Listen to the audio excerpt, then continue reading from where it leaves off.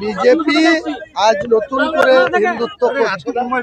BJP বরাবরই হিন্দুত্ব তাস খেলে। ওরা দীর্ঘদিন ধরে রাম মন্দিরের এজেন্ডা নিয়ে ক্ষমতায় এসছে, 19টা রাজ্য দখল করেছে। বাংলা দখল করার জন্য তারা গীতা পাঠ করছে। আমি আগামী দিনে মুসলমানদের বেশি বেশি করে বিধানসভায় সিট জেতার জন্য কোরআন পাঠেরও আয়োজন করব। কোরআন পাঠ হবে, লাখো লোক নিয়ে কোরআন পাঠ হবে, তাদেরকে আরামসে খাওয়া দাওয়া করিয়ে দিনভর মুর্শিদাবাদে কোরআন পাঠের আয়োজন।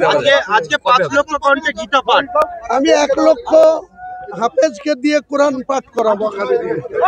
1 লক্ষ মুর্শিদাবাদের কোনো এক জায়গায় প্যান্ডেল করব বড় করে, 1 লক্ষ হাফেজ কোরআনের হাফেজদের দিয়ে আমি কোরআন গীতা পাঠ করতেই পারে। সনাতন ধর্ম অবলম্বী মানুষ, তাদের কালচার, তাদের গীতাকে তারা সম্মান করে, তারা এ নিয়ে আমার শ্রদ্ধা আছে। বিমান বন্দ্যোপাধ্যায় বলেছে যে যদি পদত্যাগ করে তা গ্রহণ করবেন, আপনি কি পদত্যাগ করবেন?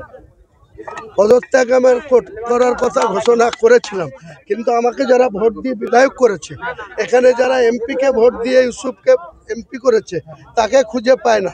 প্রতিদিন আমাকে স্কলারশিপ থেকে শুরু করে আধার কার্ড থেকে শুরু করে অনেক পেপারস ওয়ার্কে সই করতে হয়।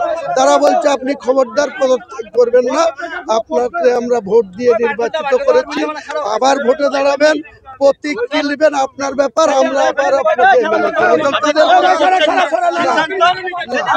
ভরতপুরের মানুষের কথা রাখতে গিয়ে যারা আমাকে ভোট দিয়ে এমএলএ করেছে তাদের আপত্তির জন্য আমি পদত্যাগ করছি।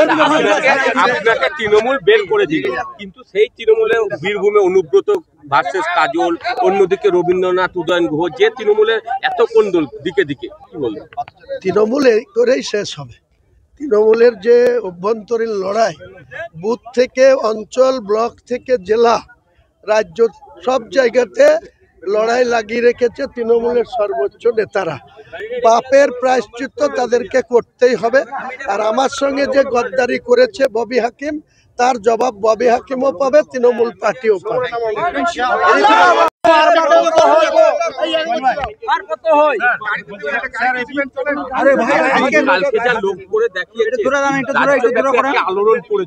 এই জায়গা থেকে নতুন করে মানে আজকে আবার এখানে এলেন, কি কি আরো? এখানে তো আসবো প্রতিদিন, কলকাতা না গেলে, দিল্লি না গেলে, মধ্যে হায়দ্রাবাদ যাব, দিল্লি যাব, কলকাতা যাব, তারপরে এসে প্রতিদিন এখানে আসবো।